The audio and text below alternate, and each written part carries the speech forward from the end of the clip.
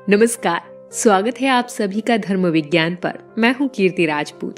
आइए जानते हैं आटा गूंथते समय कहीं आप भी तो नहीं करती ये गलतियां। आटा गूंथना रसोई में किए जाने वाले कामों में से एक है। आप भी रसोई में आटा गूंथती ही होंगी, लेकिन क्या आपने सोचा है कि आटा गूंथने के दौरान कहीं आप कोई गलती तो नहीं करती? इससे पहले कि आप ज्यादा सोचें, हम ही आपको बता देते हैं कि हम ऐसा क्यों बोल रहे हैं। शास्त्रों में घर और घर में मौजूद रसोई से जुड़े कामों के बारे में ऐसे कई महत्वपूर्ण नियम बताए गए हैं जिनका पालन घर में शुभता लाने के लिए आवश्यक माना गया है।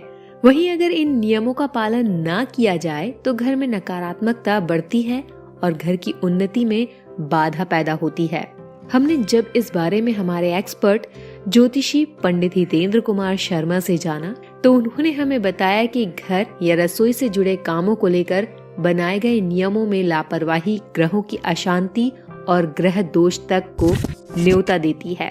इसी कड़ी में उन्होंने हमें आटा गूंथने से जुड़े कुछ नियमों के बारे में भी बताया, जो आज हम आपके साथ साझा करने जा रहे हैं।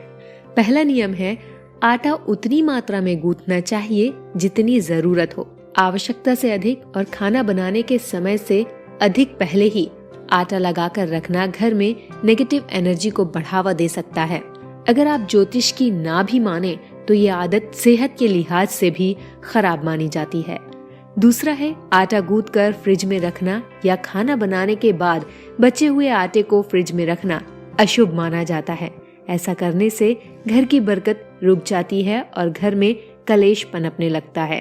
तीसरा नियम है, आटा गूंथने के बाद कभी भी आटे को यूं ही नहीं छोड़ना चाहिए।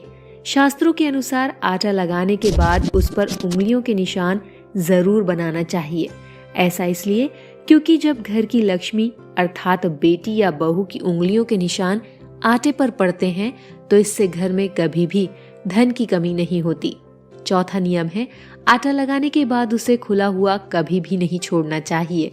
ऐसा एक कारण तो सेहत से जुड़ा है कि ढका आटा खराब नहीं होता और उसमें किसी भी मक्खी मच्छर के गिरने का डर नहीं रहता, और दूसरा ये कि ढका आटा परिवार के सदस्य के मान सम्मान की रक्षा करता है।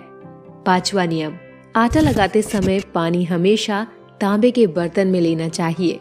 ऐसा इसलिए क्योंकि उसी आटे की रोटी का भगवान को भोग लगता है।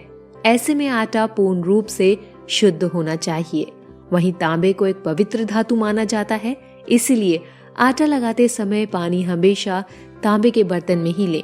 इसके अलावा स्वास्थ्य की दृष्टि से भी तांबे को लाभदायक माना जाता है। छठवां नियम, आटा लगाने के बाद कभी भी बचे पानी को कभी भी नाली में नहीं डालना चाहिए। उस पानी को किसी पौधे में डालना शुभ माना गया है। ज्योतिष के अलावा सामान्य रूप से भी यही आदत अपनानी चाहिए, क्योंकि आटे का पानी साफ होता है। ऐसे में उस पानी को फेंक कर बर्बाद नहीं करना चाहिए। ये तो है आटा लगाने से जुड़े कुछ जरूरी नियम। अगर आपको ये जानकारी अच्छी लगी तो हमें कमेंट करके जरूर बताएं और इस वीडियो को अपने फ्रेंड्स के साथ शेयर जरूर करें। अगर अभी तक आपने हमारे YouTube चैनल धर्म विज्ञान को सब्सक्राइब नहीं किया है तो जल्दी से कर लीजिए, और हाँ, प्रेस द बेल आइकन।